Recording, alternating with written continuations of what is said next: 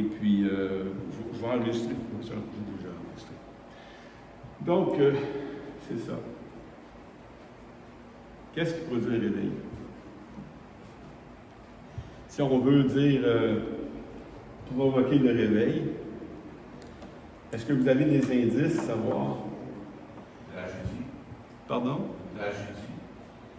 Il y a des tragédies, ouais, il y a des événements que c'est pas nous qu'on va provoquer, hein? Quand les actes dans l'Église étaient persécutés, Oui. on avait des disciples à aller. Oui, tu as raison. On voit dans les actes que le Seigneur avait donné l'ordre d'aller, et puis ils ne sont pas allés. Ils ont eu du bon temps ensemble. Ils ont eu du bon temps, puis les choses, il y avait du plaisir. Mais un jour, l'ordre d'aller, il a fallu la persécution pour que les gens aillent dans le monde entier prêcher la parole. Oui, ça a provoqué des réveils, ça a provoqué un réveil dans l'Église pour qu'ils accomplissent ce que Dieu avait demandé d'accomplir. Mais en même temps, nous sommes le sel de la terre. Le sel, c'est quelque chose qui donne la saveur. Si l'Église n'a pas de saveur, si l'Église ne produit rien et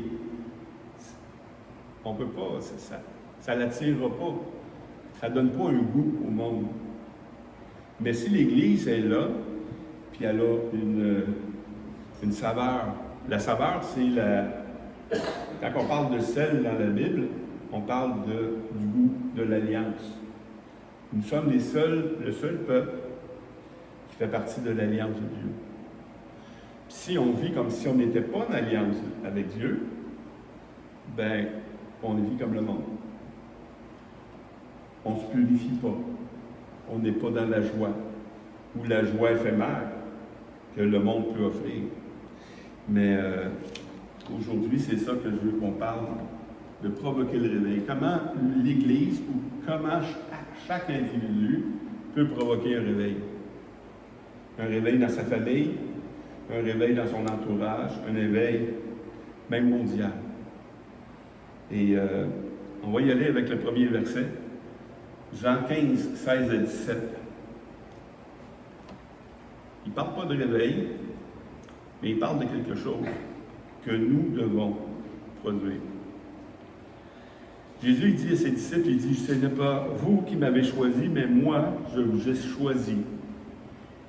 Et je vous ai établi afin que vous alliez et que vous portiez du fruit et que votre fruit demeure. Afin que ce que je vous demanderez à mon Père, en mon nom, il vous le donne. Ce que je vous commande, c'est de vous aimer les uns les autres. Il y a beaucoup de choses dans ce passage-là, mais ce que je veux faire ressortir le plus, c'est qu'un réveil, c'est premièrement le verbe, comme Gaétan a dit, c'est aller. Puis si l'Église ne va pas, il n'y a pas de réveil. Mais il dit, je vous ai appelé, établi, afin que vous alliez et que vous portiez du fruit. Je ne sais pas si vous êtes comme moi, mais depuis un certain temps, il me semble que je n'ai pas beaucoup de fruits. Hein, je vois évangéliser, il n'y a pas beaucoup de conversions, il y a beaucoup de choses que je fais, puis il n'y a pas beaucoup de choses qui se produisent. Mais si on va avoir un effet réel, il y a des moyens que Dieu nous donne. Et ici, quand il dit que vous portiez du fruit et que votre fruit demeure, ça veut dire que c'est quelque chose de bon, c'est quelque chose de précis, c'est quelque chose de certain. On aimerait ça, chaque personne qui dit « Oui, Seigneur, je viens à toi », c'est quelque chose qui vient et qui demeure. Ce n'est pas toujours le cas, mais il y a moyen que ça arrive. Le Seigneur nous donne des moyens. Il nous demande de porter du fruit. Puis ce fruit-là, heureusement, c'est pas de nous-mêmes. Si on essaie de produire du fruit par nous-mêmes, je vous dis, ce fruit-là ne sera pas bon. Comment on fait la différence entre porter du fruit ou porter le fruit? Parce que du fruit, honnêtement, on est des vases, hein? Et on est des contenants. Le contenant doit recevoir vraiment l'Esprit de Dieu. Puis c'est par l'Esprit de Dieu que le fruit va produire. que le fruit va arriver et puis qu'il va arriver des choses. Si on essaie de nous-mêmes, par notre chair, par nos efforts, par notre, je sais pas moi, même si je veux bien gros, là, on peut pas. On ne peut pas produire de fruits. Pourtant, le Seigneur a dit, je veux que vous alliez, que vous portiez du fruit et que ce fruit demeure. Comment on fait? C'est ce qu'on va voir ce matin. C'est des choses qu'on connaît déjà, mais je ne me lasse pas de les répéter. Parce que tant que je ne le vois pas accompli dans ma vie, et je ne le vois pas accompli dans la vie de l'Église, puis dans la vie de chaque individu, je vais le répéter. On va le répéter encore parce qu'on ne l'a pas compris. C'est toute la même affaire. Et ce que je commande, c'est que de vous aimer les uns les autres. Ça, il y a des choses qui est bon dans l'Église. Les choses que je vois, c'est qu'on est capable de s'aimer les uns les autres. Dans Jean 13, 34 à 35, il dit, je vous donne un commandement nouveau, aimez-vous les uns les autres comme je vous ai aimé. Vous aussi aimez-vous les uns les autres. À ceci, tous connaîtront que vous êtes mes disciples si vous avez de l'amour les uns pour les autres. Déjà, comment on attire les gens? S'ils nous voient nous aimer les uns les autres, s'ils nous voient vraiment non seulement nous aimer les uns les autres, mais les aimer eux également d'un amour véritable, ça c'est des choses qui attirent, parce que c'est des choses qu'ils ne sont pas capables de retrouver dans le monde. Impossible de trouver cet amour véritable-là dans le monde. Tu peux avoir un chum, mais tu as des chums par intérêt. Hein? Lui, il fait du bicycle, moi, je fais du bicycle, on est des chums, on fait ça. C'est des chums par intérêt. Mais nous, aussi, on a un intérêt. L'intérêt qu'on a, c'est quoi? C'est Christ, c'est Jésus. C'est l'Esprit, c'est la Trinité, c'est la communion, c'est toutes ces choses-là. Fait à ceci, tous vont connaître que vous êtes mes disciples. Ils vont être attirés parce qu'ils ne connaissent pas ça ailleurs. Il faut qu'ils méritent quelque chose. Il faut qu'ils méritent leur place. Tandis qu'en Jésus-Christ, on n'a pas à mériter rien. Dans Jean 12, 24, 26, on va voir la première chose qu'on doit faire, nous, pour provoquer le réveil. En vérité, je vous le dis, si le grain de blé ne meurt, qui est tombé en terre ne meurt, il reste seul. Mais s'il meurt, il porte beaucoup de fruits. Celui qui aime sa vie la perdra, et celui qui est sa vie dans ce monde la conservera pour la vie éternelle. Si quelqu'un me sert, qu'il me suive. Et là où je suis, là aussi sera mon serviteur. Si quelqu'un me sert, le Père l'honorera. Si le grain ne meurt, il ne peut porter du fruit. Mourir, c'est une des choses, des étapes les plus importantes pour chaque chrétien. Mourir à quoi? Mourir à soi-même. On peut mourir à tout ce que le monde nous offre également. On peut mourir à nos pensées. C'est même plus nos pensées à nous qui dirigent nos vies, c'est la parole de Dieu. Et mourir à soi-même, c'est la première étape pour provoquer un réveil. Trop de monde vivent pour eux-mêmes, trop de monde vivent pour accomplir quelque chose, mais quand on meurt à nous-mêmes, ça produit quelque chose. Celui qui perd sa vie la gagnera. Ça a l'air d'être un mauvais message, je veux dire, écoute, tu vas avoir de quoi, là, meurs à toi-même. Oui, mais c'est parce que si tu meurs à toi-même, il y a une bonne nouvelle, c'est que tu vas gagner quelque chose. Si tu ne meurs pas à toi-même, tu vas perdre quelque chose. Tu vas perdre quelque chose. Paul disait tout simplement dans Galates 2,20, il dit « J'ai été crucifié avec Christ, et si je vis, ce n'est plus moi qui vis, c'est Christ qui vit en moi. Si je vis maintenant dans la chair, je vis dans la foi au Fils de Dieu qui m'a aimé et qui s'est livré lui-même pour moi. » J'ai été crucifié avec Christ. C'est quelque chose que chaque chrétien qui a été baptisé devrait comprendre. C'est que quand j'ai été baptisé en Jésus-Christ, j'ai été baptisé dans sa mort, et je suis revenu en nouveauté de vie avec lui. C'est ça le baptême. On va le voir plus tard. Mais mourir à nous-mêmes, c'est ça. J'ai été crucifié avec Christ. C'est que qu'est-ce qui était avant, là, ça n'existe plus. Ce qui existe maintenant, c'est l'être nouveau créé en Jésus-Christ. Et c'est lui qui doit vivre en Jésus-Christ, en lui. Parce que s'il vit encore selon son ancienne nature, s'il vit encore selon ses anciennes manières de vivre, il n'est pas en train de faire vivre Christ à travers lui. Et puis, on doit faire vivre Christ à travers nous. Il faut vraiment le faire connaître. En Galates 4,19, Paul dit « Mes enfants, pour qui j'éprouve de nouveau les douleurs de l'enfantement jusqu'à ce que Christ soit formé en nous. » C'est vrai que quand on était baptisé, on était changé, on a pris une décision, puis notre décision est reflétée par le baptême, mais en même temps, il doit être formé en nous. De plus en plus. On doit de plus en plus à la ressemblance de Christ. Jean même, qui avait eu un ministère incroyable, Jean 3, 30, il dit une phrase tout simplement, il dit « Il faut que qu'il croisse et que je diminue. » Lui qui avait un ministère avant Jésus-Christ, il dit « Oui, c'était un ministère important. » Jean-Baptiste, oui. Il dit « Maintenant, il faut qu'il croisse, lui, et que moi, je diminue. » Puis dans nos vies, c'est probablement ça qui arrive, c'est qu'on veut produire quelque chose, mais c'est plus nous qui doit produire quelque chose. C'est Christ qui vit en nous.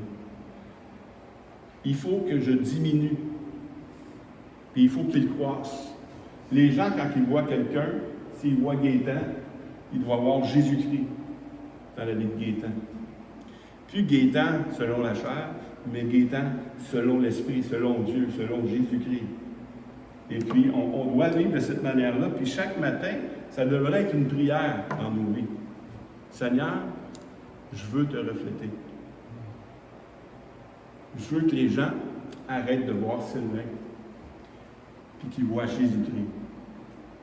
Parce que Jésus-Christ, il est là, qui aime. Il pardonne. Il prend soin. Il enseigne, tout simplement. Oui, il reprend les rebelles. Il reprend les pharisiens.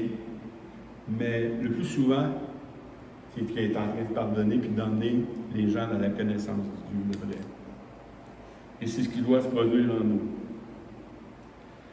Comme j'ai dit tantôt par le baptême, Colossiens 2,12, il dit « Ayant été ensevelis avec lui par le baptême, vous êtes aussi ressuscités en lui, avec lui, par la foi, en la puissance de Dieu qui l'a ressuscité des morts. » Donc maintenant, dans un monde idéal, dans Romains 14, 7 à 8, en effet, nul de nous ne vit pour lui-même, et nul ne meurt pour lui-même. Car si nous vivons pour le Seigneur, et si nous mourrons pour le Seigneur. Soit donc que nous vivions, soit que nous mourions, nous sommes au Seigneur. Bon, ce serait pas beau, ça, de voir ça? Des gens qui ne vivent plus pour eux-mêmes, mais pour celui qui nous a aimés. Hey, je veux rentrer là-dedans. Je ne sais pas si vous êtes... Moi, ça fait des mois que je médite sur ces choses-là. La consécration des chrétiens. Comment qu'elle est importante. Comment on voit avec les âges, avec les années, de moins en moins d'hommes et de femmes consacrés au Seigneur. Quand j'en vois, je me réjouis. Consacré au Seigneur, c'est de dire tout passe après lui. C'est lui la tête, c'est lui le bien, c'est lui le bon suprême, et tout je dois faire pour lui. Et je ne vis plus pour moi-même, mais je vis pour lui. Je ne vis plus pour moi. Je vis pour le Seigneur. Oui, on a des responsabilités, c'est sûr. Dieu nous a donné des femmes, nous a donné des familles, il nous a donné beaucoup de choses, du travail même. On a du travail à faire. Puis si on n'est pas fidèle dans notre travail, puis on n'est pas fidèle dans nos familles, puis on n'est pas fidèle avec notre épouse, on est pire que les païens. Hein? On doit être fidèle dans ce que Dieu nous a donné. Mais, en dehors de tout ça aussi, on doit vivre pour le Seigneur. C'est que oui, on a une femme, oui, on a des enfants, oui, on a des choses, mais en même temps, est-ce que ça m'empêche de servir le Seigneur? Si ce que Dieu m'a donné, ou les responsabilités que Dieu me donne, de me priver de servir, je pense qu'on doit faire un petit raisonnement, puis voir c'est quoi nos priorités. En même temps, on vit dans un monde qu'on a besoin de sous. Avant ça, c'était différent. On a toujours eu besoin de sous, mais dans le sens qu'aujourd'hui, on est obligé de travailler deux pour arriver, joindre les deux bouts. On est obligé de faire des choses, mais en même temps, si on met notre foi en Dieu, Dieu dit, écoute-toi pas de ces choses-là. On doit se consacrer davantage. Moi, quand j'ai été ordonné pasteur à Montréal, j'étais le pasteur qui était là, qui donnait la bénédiction. Il parlait à l'Assemblée, puis il dit, rares sont ceux qui se consacrent au Seigneur. Honorer ces hommes-là. Puis là, je me dis, wow, c'est vrai que être pasteur, c'est une responsabilité. Mais en même temps, c'est un sacrifice. C'est un sacrifice, pas juste pour moi, c'est un sacrifice pour les autres. Mais c'est un sacrifice que Dieu nous demande.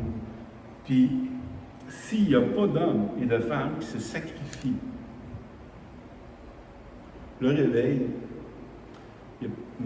on ne peut pas le provoquer. Ça prend des hommes et des femmes qui se sacrifient pour le provoquer. C'est pas toujours facile. Nous, on est habitués dans une culture chrétienne, puis on va à l'église, on fait partie d'une église, puis des fois, on veut faire des choses, des fois, ça ne me tente pas, fait que je ne le fais pas.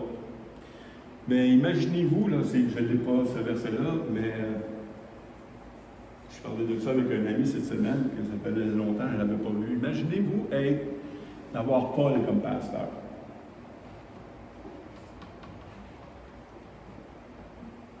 Est-ce qu'on pourrait agir comme on agit, d'une manière indifférente ou d'une manière légère, puis penser travailler avec Paul? Non. Pas du tout. Puis on voit même que Paul a même rejeté pour un temps quelqu'un parce qu'il les avait abandonnés pour un temps. Mais pensez au Seigneur Jésus, le passage qu'on va lire ici dans Matthieu. Alors Jésus dit à ses disciples, si quelqu'un veut venir après moi, qu'il renonce à lui-même, qu'il se charge chaque jour de sa croix, qu'il me suive. Car celui qui voudra sauver sa vie la perdra, mais celui qui la perdra à cause de moi la retrouvera. Et que servirait-il à un homme de gagner tout le monde s'il perdait son âme? Ou que donnerait un homme en échange de son âme? Car le Fils de l'homme doit venir dans sa gloire de son Père avec ses anges, et alors il le rendra à chacun selon ses œuvres.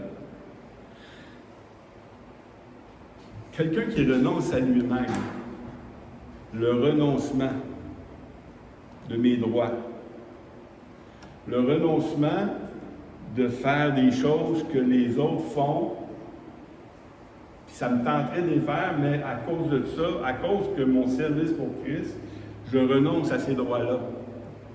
Parce que j'ai un but, c'est de plaire à mon Seigneur. C'est de le servir de plus en plus. Si quelqu'un veut venir après moi, qu'il renonce à lui-même. Pensez que Paul était dur. Jésus, il en mettait un peu plus.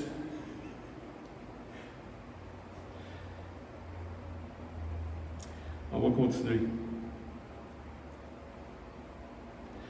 Dans Philippiens 2, 4 4 à 5, il dit que chacun de vous, au lieu de considérer ses propres intérêts, considère aussi ceux des autres. Ayez en vous les sentiments qui étaient en Christ. Christ lui-même, il était notre modèle, puis il s'est donné lui-même. S'il devait considérer ses propres intérêts, il serait resté au ciel. Mais il est venu mourir. Lui, riche, il s'est fait pauvre.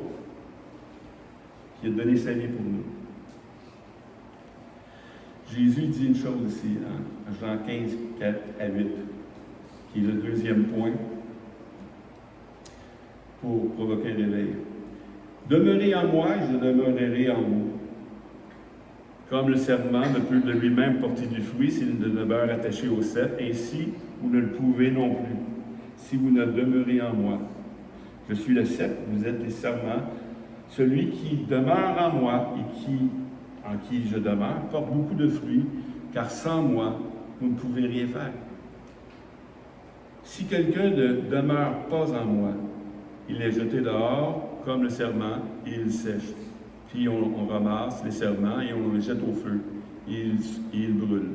Si vous demeurez en moi et que mes paroles demeurent en vous, demandez ce que vous voudrez, cela vous sera accordé. Si vous portez beaucoup de fruits, c'est ainsi que mon Père sera glorifié et que vous serez mes disciples. Qu'est-ce que Jésus est en train de dire ici? C'est que la deuxième, après mourir, c'est de rester attaché au Seigneur. De rester attaché au Seigneur. Si vous avez un ministère, puis il n'est pas puissant, puis il n'est pas rempli de l'Esprit, c'est qu'on n'est pas attaché à la bonne personne. On n'est pas attaché aux bonnes choses. Puis il y a deux choses qui sont nécessaires pour être attaché au Seigneur. Premièrement, il dit, si vous restez attaché, vous aurez du fruit. Mais le fruit, comme j'ai dit tantôt, c'est le fruit de l'Esprit, ce n'est pas notre fruit à nous, non. C'est comme un arbre qui a des racines et qui doit produire des fruits. Il ne peut pas, l'arbre lui-même, produire des fruits. Ça doit être la sève qui rentre dans lui et qui produit des fruits. Dans Galates 5, 22 à 25, il dit, mais le fruit de l'Esprit, c'est l'amour, la joie, la paix, la patience, la bonté, la bénignité, la fidélité, la douceur et la tempérance. La loi n'est pas contre ces choses. Ceux qui sont en Jésus-Christ ont crucifié la chair. Ils sont morts avec ses passions et ses désirs. Si nous vivons par l'Esprit, marchons aussi par l'Esprit. Le chrétien, examinez-vous vos vies, là. Est-ce que vous êtes remplis de paix? Est-ce que vous êtes remplis de joie? Je ne parle pas de la joie du monde, je parle de la joie du Seigneur. De patience. De bonté, la fidélité, la douceur. Est-ce que vous êtes tempérant? Est-ce que vous êtes des gens équilibrés? Bien, toutes ces choses-là, c'est les fruits de l'Esprit. Vous voulez provoquer un réveil, c'est pas en faisant le contraire de ce qui est écrit là. Supposons qu'on le met au contraire. J'ai pas d'amour, j'ai pas de joie, j'ai pas la paix. Je suis vraiment impatient. Je ne suis pas vraiment bon. Tu sais, la bénignité, c'est quoi déjà la bénignité? Je ne m'en souviens plus. Présent. De quoi? La bienveillance. Ça se peut, oui. La fidélité, je suis un homme infidèle. Je ne suis pas vraiment doux. Je ne suis pas vraiment un gars tempérant. Je m'énerve. Je m'énerve. Je fais n'importe quoi, n'importe comment. Quelqu'un dans le monde, il vous regarde aller, là. Là, il dit, moi, c'est ça que je veux être. Non. Non. Mais si on est rempli de l'Esprit, si on est des gens joyeux, si on est des gens vraiment en paix, il y a des catastrophes qui arrivent, puis la paix demeure là, les gens ils se posent la question, qu'est-ce qui se passe dans ta vie? Je veux avoir ce que tu as. Parce que moi, je ne l'ai pas, cette paix-là. Je n'ai pas ce joie-là. Mais si le chrétien n'est pas rempli de l'Esprit, en restant attaché au Seigneur, ça ne produit pas un réveil. Ce qui produit un réveil, c'est que ça l'attache quelque chose, ça l'emmène les gens à désirer ce qu'ils n'ont pas. On a la chose la plus glorieuse du monde. On a en nous un trésor qui est même pas comptable. On doit le faire voir, ce trésor-là. On doit vivre ces réalités-là de l'esprit. Comment qu'on le vit? 1 Timothée 4, 13, 16. Première chose à faire pour que le fruit de l'esprit abonde dans nos vies, jusqu'à ce que je vienne, applique-toi à la lecture. Peut-être qu'on a négligé la lecture de la parole de Dieu dans nos vies. Parce que la lecture produit quelque chose. Applique-toi à la lecture, à l'exhortation. Exhorte les gens. Enseigne les gens. Ne néglige pas le don qui est en toi, qui a été donné par l'imposition, par prophétie, avec l'imposition des mains de l'Assemblée des Anciens. Occupe-toi de ces choses. Donne-toi tout entière à elle. C'est encore là, on voit que donne-toi tout entière à elle. Tu dois mourir à toi-même, encore une fois, afin que tes progrès soient évidents pour tous. Veille sur toi-même et sur ton enseignement. Persévère dans ces choses, car en agissant ici, tu sauveras toi-même et tu sauveras ceux qui t'écoutent. Timothée, il était sauvé, mais l'enseignement nous sauve de beaucoup de troubles. Et le fruit de l'esprit qui est produit en nous va sauver les autres. C'est ce qu'il est en train de dire par l'enseignement. Mais, il dit à Timothée, applique-toi à la lecture. Trop de chrétiens, parce qu'on a cette liberté-là, je crois, parce qu'on a tellement de Bibles à la maison, même dans notre téléphone, j'en ai peut-être 10 dans mon téléphone, des Bibles. Par l'abondance, je néglige. Mais si aujourd'hui, quelqu'un venait vous dire, le gouvernement dit, vous n'avez plus le droit de lire vos Bibles, je suis sûr que la plupart des gens vont commencer à aller sérieusement à la Bible. Parce que c'est un privilège qu'on a qui peut être enlevé, ça. Parce que ça se fait dans d'autres pays. Mais si on veut produire un réveil, si on veut être rempli de l'esprit, première chose à faire, c'est applique-toi à la lecture. La parole de Dieu, elle doit être, moi vous dire qu'est-ce que Billy Graham, c'est un homme qui m'inspire beaucoup. Même s'il y en a qui ne sont pas tous d'accord avec lui. Là. Mais une parole que Billy Graham a dit dans son dernier discours, il dit, faites de la Bible votre référence et votre autorité. Citez-la souvent. Que son message devienne votre message. Étudiez-la, méditez-la, apprenez-la et croyez en ses promesses. La parole de Dieu est une puissance en elle-même. Elle produit des choses. Cherchez et vous trouverez. Si on n'étudie pas la parole de Dieu, si on ne met pas nos efforts à lire la parole de Dieu, à la comprendre et à trouver ses promesses, il n'y a rien qui va se produire dans nos vies. Mais si on fait toutes ces choses-là, ça va produire quelque chose dans nos vies. Parce que la parole, être rempli de la parole, c'est être rempli de l'Esprit. Dans Éphésiens 5, 18 à 20, il dit, ne vous enivrez pas de vin, c'est de la débauche. Soyez au contraire remplis de l'Esprit. Comment ici? C'est mon frère Daniel qui a prêché là-dessus une fois, c'était extraordinaire. Entretenez-vous par des psaumes, par des hymnes, par des cantiques spirituels, chantant et célébrant de tout votre cœur les lois du Seigneur.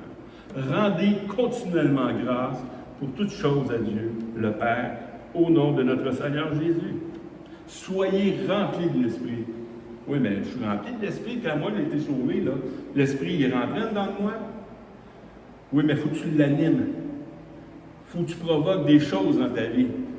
Le Saint-Esprit, il a le ministère de la parole. Si tu ne lis pas la parole, ben, l'Esprit ne vient pas.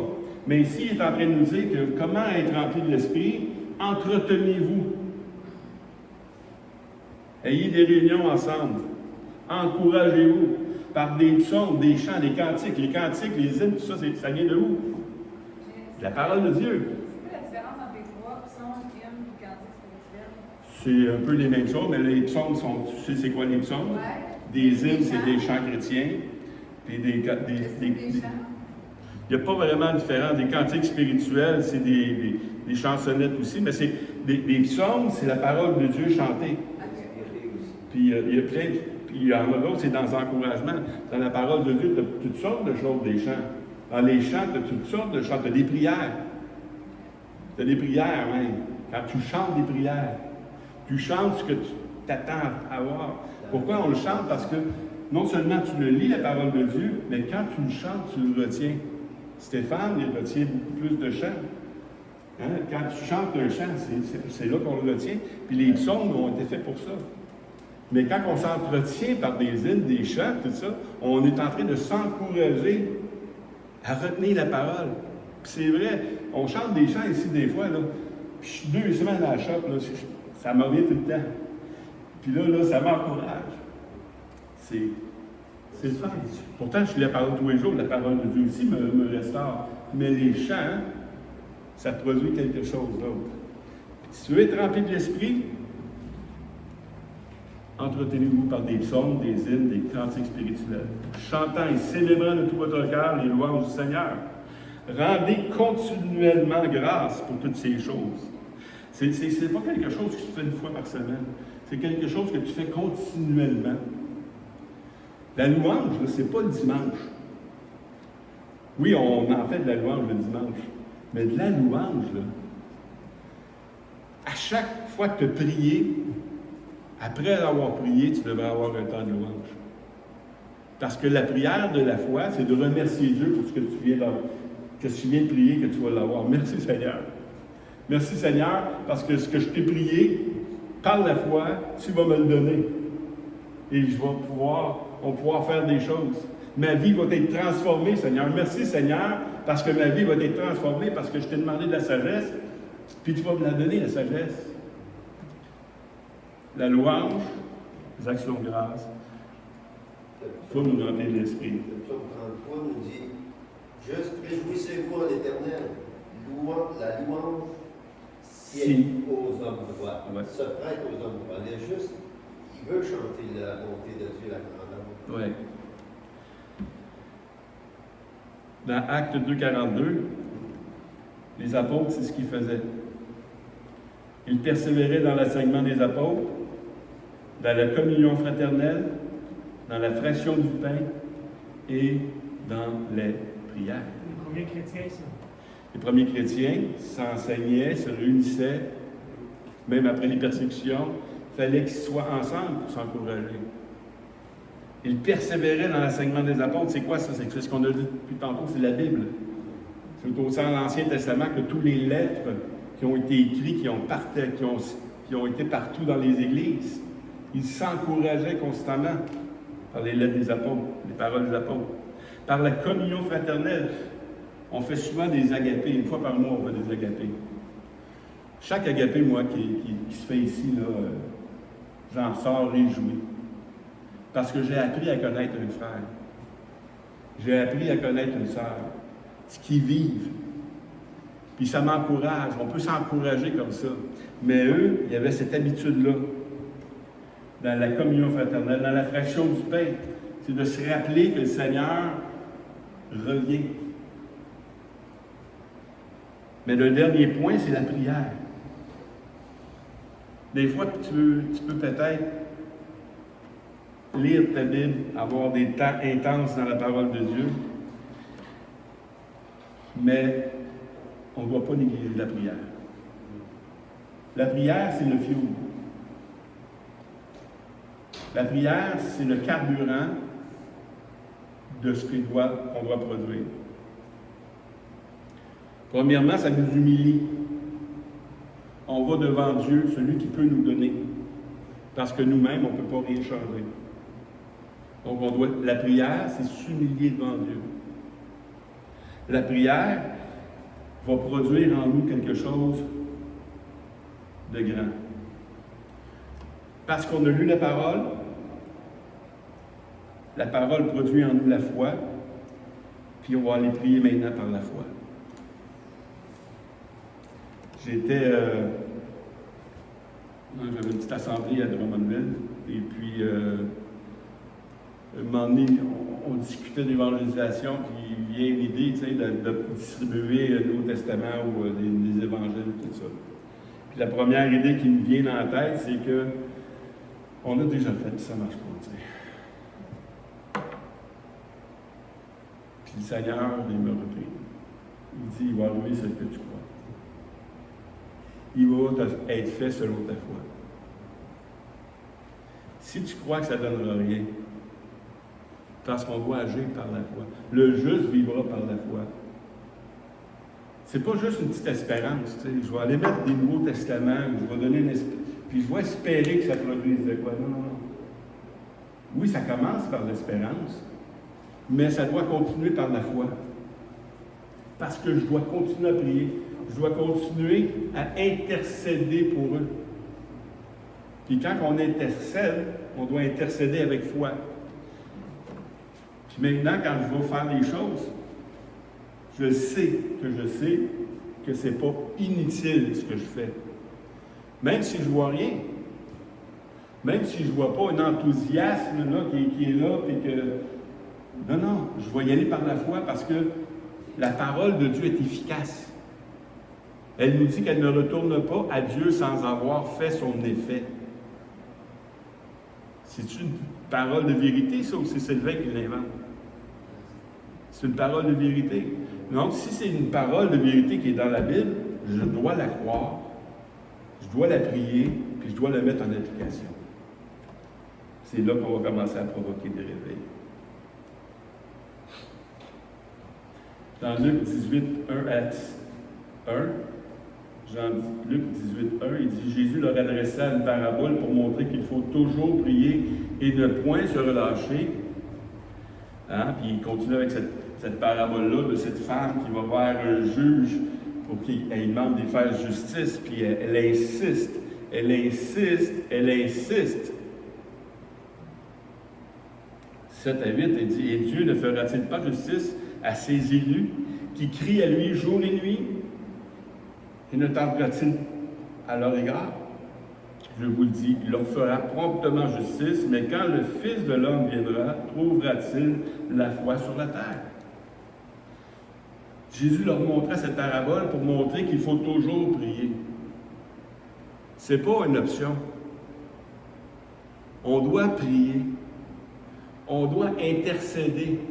On a un rôle de sacrificateur en plus. Les sacrificateurs doivent intercéder pour le peuple. Nous aussi, on doit intercéder non seulement pour nous-mêmes, mais pour les autres, nos familles, notre entourage, toutes ces choses-là. On doit intercéder pour eux parce que c'est ce que Dieu nous demande. Il faut toujours prier. Si ce n'était pas important de prier, Jésus n'aurait pas dit ça, puis Jésus n'aurait pas fait ça non plus.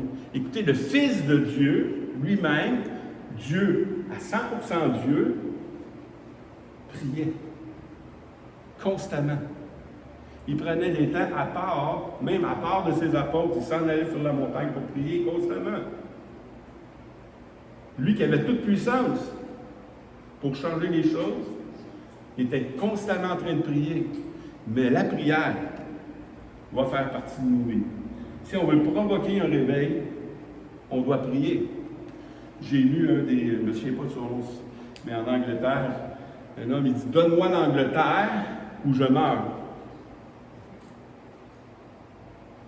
Est-ce que quelqu'un qui se souvient c'est qui? Peut-être les plus érudits ici. Mais c'est pas grave, je vais revenir avec ça parce que c'est les hommes de foi demandent des choses à Dieu. Des choses qui nous dépassent. On pense qu'on n'est rien. On pense qu'on n'aura pas d'impact. Mais si Dieu ne nous donne pas les choses, on doit constamment aller vers lui, constamment lui demander. Seigneur, donne-nous Victoriaville. Pas juste une petite partie, Seigneur. Donne-nous Victoriaville. Réveille-nous, Seigneur Dieu. Que chacun de nous, on puisse vraiment mourir à soi-même, puis vivre pour les autres. Vivre pour Christ, mais vivre aussi pour les autres. Vivre dans cette attente-là que Dieu fait des promesses. Sa promesse, il dit, allez, faites de toutes les nations des disciples. C'est lui qui nous demande. C'est pas nous qui disons, Seigneur, envoie-moi. Non, il dit, allez. Puis c'est à nous de se consacrer, de mourir à nous-mêmes. Mais si on ne prend pas le temps de lire sa parole, puis de s'imprégner de ces choses-là, de s'imprégner de ses promesses, de s'imprégner de ses vérités, on va rester chez nous. Parce qu'avec une bonne intention, les cimetières sont pleins de monde avec de bonnes intentions. Ça ne produit rien. Il faut saisir les vérités de Dieu par la foi.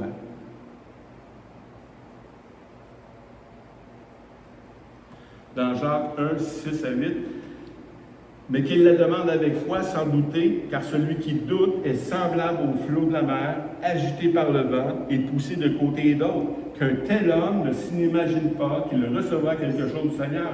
C'est un homme irrésolu, inconstant dans toutes ses voies. Un chrétien sans la foi, ça ne vaut rien. C'est comme si tu compares un chien vivant avec un lion mort. Un lion, même si ça a une grande puissance, quand il est mort, il est mort. Tu n'as pas besoin d'avoir peur.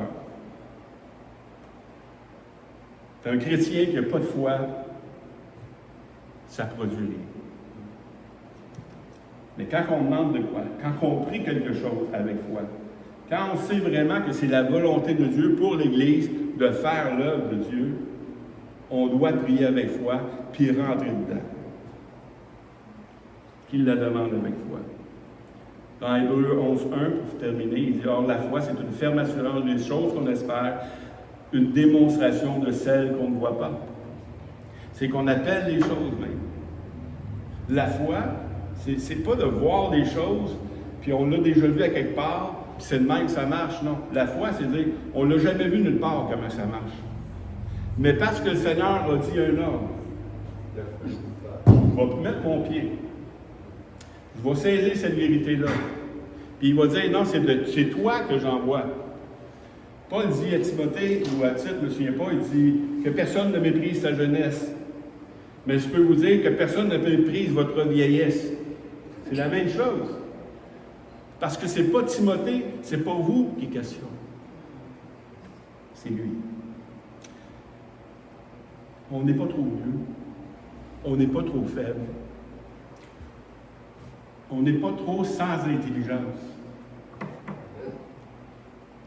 On est ce que Dieu conçoit. Dieu a pris les choses folles du monde. Il faut qu'on les sache. Fait que c'est pas à cause de notre intelligence qu'on va saisir les vérités.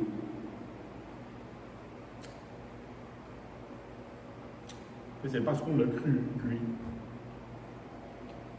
C'est parce qu'on l'a cru, lui. Quand le Seigneur a envoyé ses disciples, il a tressailli d'allégresse.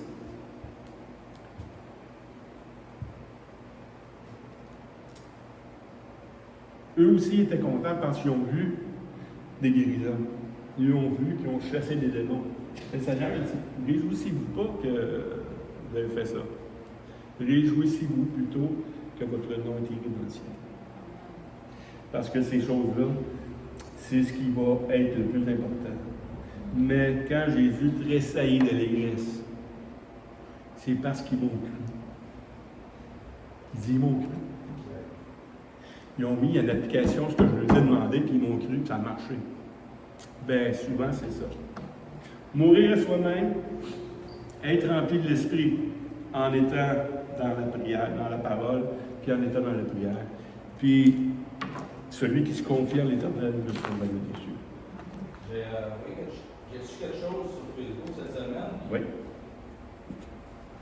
Avec tout ce que tu dis, pourquoi je ne l'ai pas envoyé cette semaine? C'est peut-être, je viens de l'envoyer là, sur l'histoire d'investigation, mon fils de pasteur. Oui. Je ne parlerai pas de l'histoire parce que c'est quand même assez long. Je vais juste compter le début que vous allez le voir. Il mouille. Il allait passer des fêtes avec son père qui était pasteur. Il commence à ennuyer. Petit gars, il commence à ennuyer. Il s'en va dehors, il faut partir dehors. Ça, son père, il va passer des fêtes aujourd'hui. Non, mais papa, le monde, ils savent, là, parce qu'ils. C'est moi, ils vont bénir pareil. Là. Ouais. Fait que le petit gars, il est parti tout seul. Puis, ça a été quelques temps, je ne sais pas comment le traité qui est donné, mais à une dernière fois, il a décidé de donner un traité. Il fallait que ça marche parce que. Il en restait un. Il y en a ça. Il cogne, ça répond pas. Puis il cogne, puis il cogne, puis il fait, puis il fait. Il part, puis il en tout. Finalement, là, vous allez lire, mais il y avait une femme qui était en train de se suicider, elle était en train de se passer à cause de tout. Elle a décidé qu'elle allait répondre à la porte et accepter le traité. Puis dimanche après, elle est à l'église pour raconter le témoignage. Donc, il dirait pas que C'était le père, le pasteur. Hein? C'était le père, le pasteur, quand elle a raconté l'histoire. Oui, c'est le fils du pasteur. C'est le père. Oui, c'est ça. En plus. Fait que, on ne doit pas être Mais gêné. la foi, ça va avec ton message. Oui. Ouais. La foi d'un enfant. La foi d'un enfant. Des fois, avec toute la connaissance, on oublie comment être simplement un C'est ça. Parce qu'on connaît la parole de Dieu. On sait que si les gens ne reçoivent pas l'Évangile, parce que c'est par la prédication de l'Évangile que les gens sont sauvés, on le sait, ça. Toutes des choses que nous savons. Mais est-ce que on saisit que c'est une vérité fondamentale que si on ne le fait pas, il y a rien qui se produit? On est bien plus riche qu'on le pense et qu'on le comprend. Et je dois le dire, puis ça dit, oh, nous ne sommes pas de ceux qui se retirent pour se perdre, mais de ceux qui ont la foi pour sauver leurs âmes. Mais on manque de vision. Oui. On manque de